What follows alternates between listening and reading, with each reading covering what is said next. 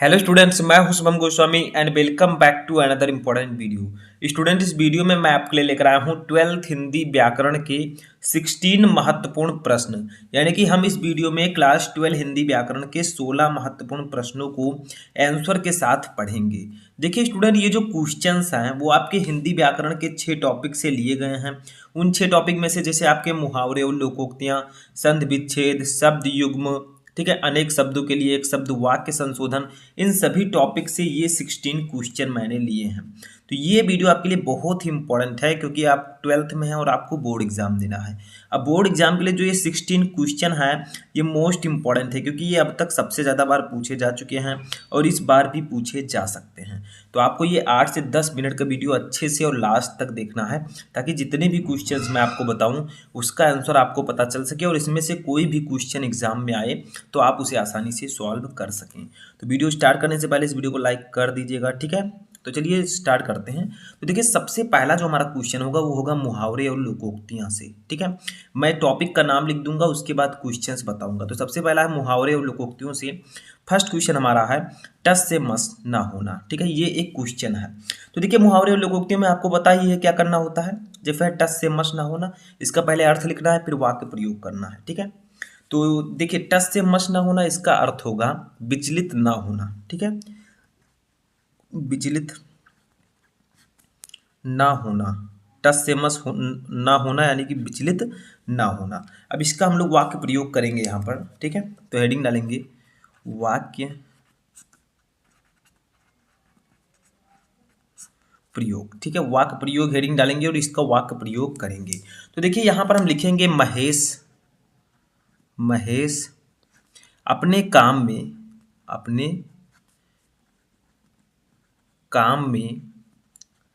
इतना लीन था कि कि भूकंप के झटकों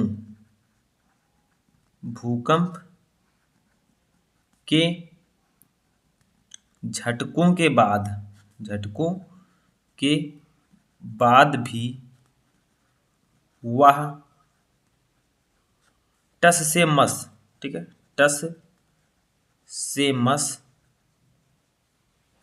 नहीं हुआ, ठीक है, नहीं हुआ। तो देखिए टस से मस ना होना यानी कि विचलित ना होना, ठीक है। विचलित का मतलब अपने मार्ग से विचलित ना होना। तो देखिए महेश अपने काम में इतना लीन था कि भूकंप के झटकों के बाद भी वह टस से मस नहीं हुआ। तो देखिए जो टस से मस ना होना ये आपके वाक्य में प्रयोग हो चुका है, इसी को हम कहेंगे वाक्य प्रयोग, ठीक है। तो महेश अपने काम में इतना लीन था कि भूकंप के झटके के बाद भी वह टस से मस नहीं हुआ। कोई जरूरी नहीं है आप सेम वाक्य लिखें, आप लोगों को कुछ और भी पता है तो आप लिख सकते हैं, लेकिन ये क्वेश्चन इस वाक्य में आना चाहिए, ठीक है। नेक्स्ट क्वेश्चन देखते हैं, ये भी मुहावरे और लोकोक्तियों का है। देखिए पीठ ठोकना। अब पीठ ठोकना का अर्थ क्या होगा बताइए? शाबाशी देना, ठीक है, शाबाशी देना। तो पीठ ठोकना का अर्थ होगा शाबाशी देना। इसका वाक्य प्रयोग करेंगे तो हेडिंग डालेंगे वाक्य प्रयोग, ठीक है। अब इसके वाक्य प्रयोग में हम लोग लिखेंगे खेल प्रतियोगिता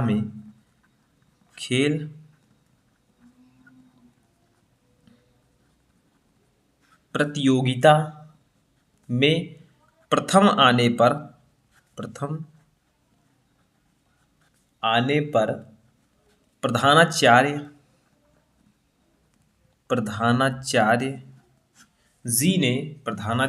जी ने मेरी पीठ ठोकी,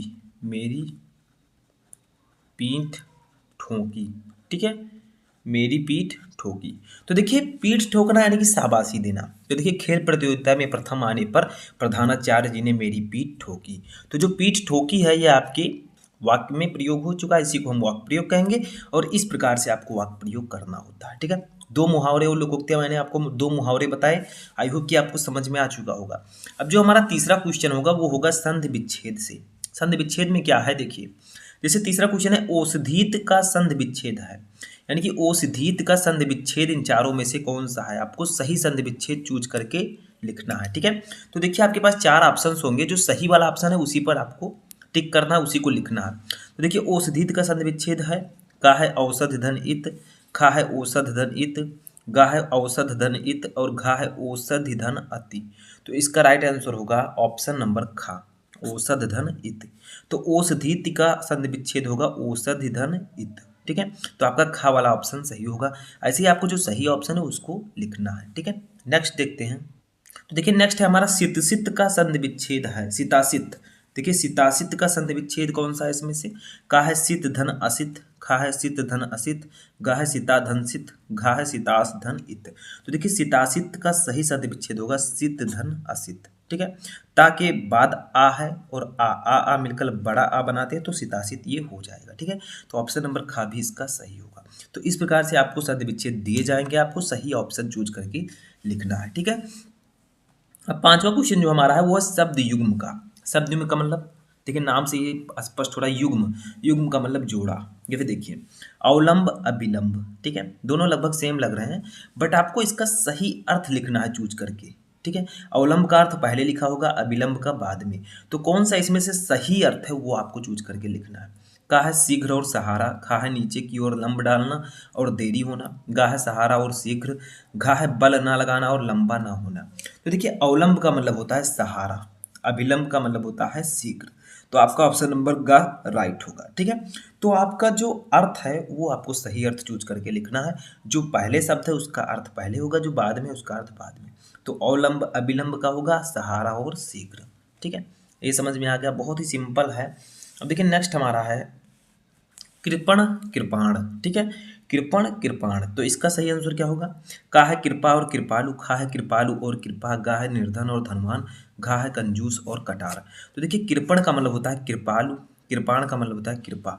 तो आपका राइट आंसर होगा 6 का घा, ये वाला सही होगा। ठीक है, यानी कि कृपण का मतलब कंजूस और कृपाण का मतलब कटार। ठीक है, तो आपका छठवें का घा वाला ऑप्शन सही होगा।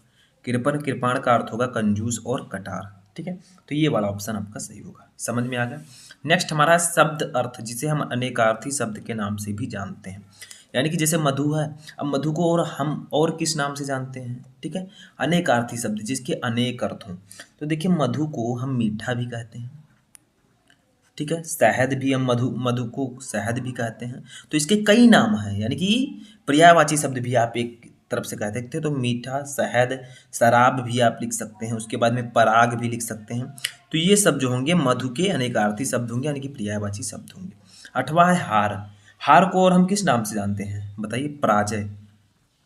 पराजय को भी हम हार कहते हैं, दोनों एक दूसरे के सिनोनिम्स हैं।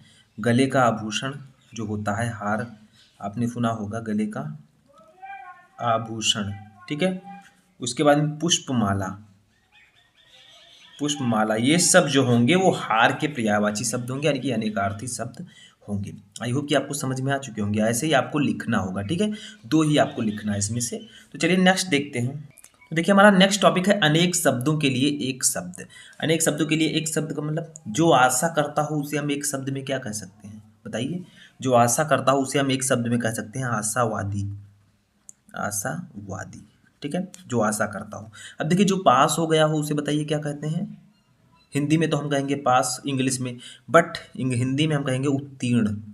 ठीक है, उत्तीर्ण, जो पास हो गया हो उसे हम एक शब्द में उत्तीर्ण कहते हैं। ऐसे आपको लिखना होगा। ठीक है, जैसे गिरावा इंद्र को जीतने वाला, उसे हम लोग कहते हैं इंद्रजीत, इंद्रजीत। तो इंद्र को जीतने वाले को हम कहते हैं इंद्रजीत। ठीक है, उसके बाद में अपने जीवन का स्वलिखित इतिहास, उसे हम लोग कहते हैं जो अपने जीवन का स्वलिखित इतिहास, यानी कि जो अपने जीवन का इतिहास लिखता हो खुद की, वो उसे हम कहते हैं आत्मकथा। ठीक है, ऑटोबायोग्राफी इंग्लिश में। ठीक है, तो आत्मकथा उसे हम कहते हैं। तो ये आपका होगा अनेक शब्दों के लिए एक शब्द। इसमें आपको अनेक शब्द के लिए एक शब्द लिखना होता है। ठीक है, लास्ट वन टॉपिक हमारा है वाक्य संशोधन। इसमें हमारा क्वेश्चन है 13 से स्टार्ट है। इसमें क्या करना पड़ता है? वाक्य संशोधन, नाम से ही पता चल रहा है, वाक्य को संशोधित करना, यानी कि सही करके लिखना। ठीक है, तो इस वाक्य में कुछ गलतियां हैं वो आपको सही करके लिखना है। जैसे देखिए उसने मेरे को 20 रुपये दिया है। अब देखिए इसमें क्या गलती है? मेरे को, यानी कि थोड़ा अटपटा लग रहा है। तो यहाँ पर आप लिख सकते हैं उसने मुझे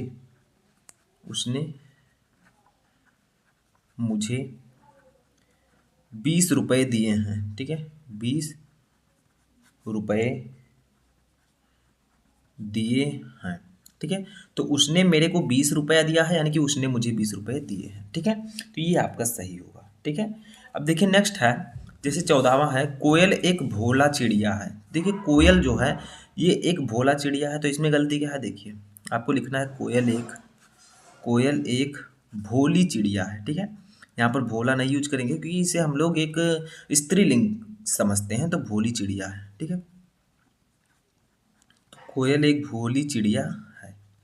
नेक्स्ट देखते हैं 15 नंबर, ये है कि मेरे पास केवल मात्र एक पेन है। तो देखिए यहाँ पर गलती है, सिर्फ इतना है कि यहाँ पर केवल और मात्र दोनों का यूज कर दिया गया है, आपको सिर्फ एक का ही यूज करना है।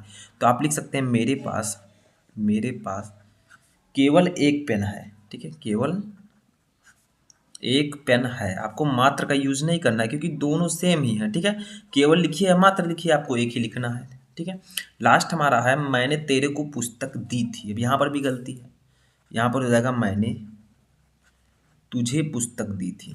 ठीक है, तेरे को के स्थान पर तुझे, तो मैंने तुझे पुस्तक दी थी। ठीक है, तो ये आपका सही हो जाएगा। तो आइए, ये आपके थे टॉप 16 मोस्ट इंपॉर्टेंट क्वेश्चन, जो कि मैंने आपको 6 टॉपिक्स के बताए। आपको कमेंट बॉक्स में सिर्फ इतना बताना है कि इनमें से कितने क्वेश्चन आपको ऑलरेडी पता थे। देखते हैं कितने स्टूडेंट को कितने क्वेश्चन पता थे। तो कैसा लगा आपको वीडियो पसंद आया वीडियो को लाइक कर दीजिए, चैनल पर नए चैनल को सब्सक्राइब करके बेल आइकन को प्रेस कर लें ताकि सभी इंपॉर्टेंट वीडियो आपको टाइम से मिलते रहें।